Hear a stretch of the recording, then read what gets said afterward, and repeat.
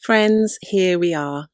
We have arrived at our final day together, and I'm so happy to have had your company on this journey as we've explored making space for ourselves and as we slow down and tiptoe through this season of winter together.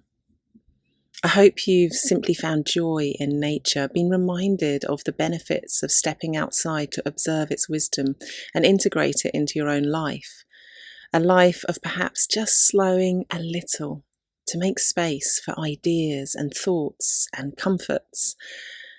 Of course, there are no rules, only that we've allowed ourselves to invite in light, take time to reflect and unravel, and walk towards a sense of clarity.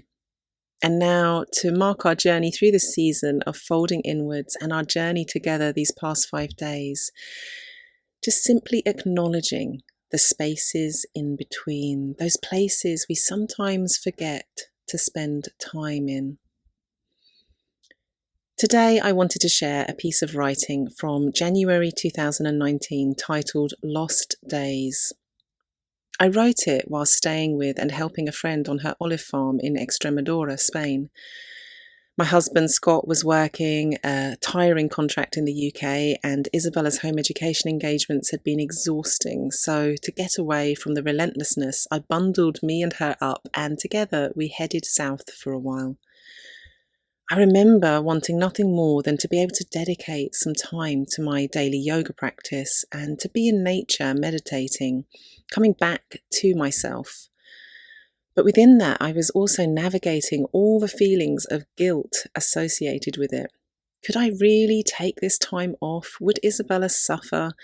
Disclosure, she didn't. And should I have left my husband to look after himself whilst working so hard? It's funny, isn't it, how we wouldn't hesitate to take the advice to rest up if we broke our leg. But somehow spending time fixing our emotional selves is so much harder to do. I wonder if you feel the same. Do share, because I think that sharing our vulnerabilities and our struggles really helps each of us on our journeys.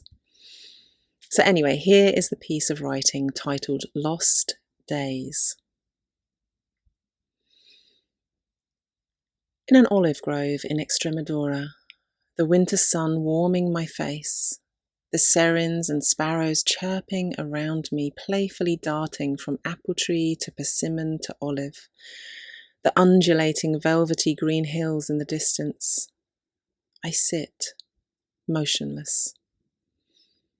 Time drifts over me like air, thoughts come and go gently, and I bask in the stillness of it all. And yet, all too soon, I become aware that I am not doing anything, not even reading. I berate myself, inwardly battling with needing to do more than simply sit, and yet reminding myself that I came here to sit. Yes, Alice, you came here to meditate, practice yoga, study chakras, and ultimately manifest your dreams for the coming year, remember? This ping-ponging of thought continues for a while as I acknowledge the enormity of recognizing the need to shut down my everyday life for a while. And I feel blessed that I have constructed my lifestyle in such a way that I can do this. Life can feel so loud, busy, and overwhelming, and yet so many of us soldier on, forgetting what stillness feels like, forgetting what our inner voice sounds like. I don't want to forget, for I know that here, within, is where the truth lies, and that if I let it spin away from me too fast and too far, I may never be able to grasp that truth back. So I continue to sit, and I tell myself it's okay to have a break, to have time to focus on me. I look around, soaking it all up, listening and dreaming, understanding that no day can ever be lost. That even these slow, silent days that seem somehow self-indulgent go towards many other days that are not, allowing us to be the best person we can be so that can happen. It's interesting for me to read that back and recognise myself and my own patterns of the overwhelm, needing to get away and be in nature, be with my thoughts, and also the guilt that I'm not doing anything. It's interesting to see the same things that show up in my words of 5 years ago. But I think I am getting much better at knowing myself and at being okay with what I find. I do get overwhelmed. I do long for solace in nature. And I'm even getting better at not feeling guilty for prioritising connection with the truest essence of me. In fact, my word for 2024 is boundaries, because I believe that this idea weaves its way into so much of what I do and who I am. I wonder if this week you too have found a way to make space for yourself, to acknowledge what you need, think, feel. Do you know yourself better? Do you feel somehow just a little clearer, or at the very least in possession of knowing how to work towards that sense of clarity? I invite you to reflect on this. Each of our journeys is so different and yet connected by a thread that runs through. A thread that perhaps we are all seeking answers, and that perhaps those answers lie in slowing down a little and making space to nurture ourselves. I want to close today with a poem by Thomas Hardy, published in 1900. It reminds me that it's easy to get weighed down in winter, that we can get lost in the gloom at times, but that there are sparks of joy and sunshine and always the music of nature.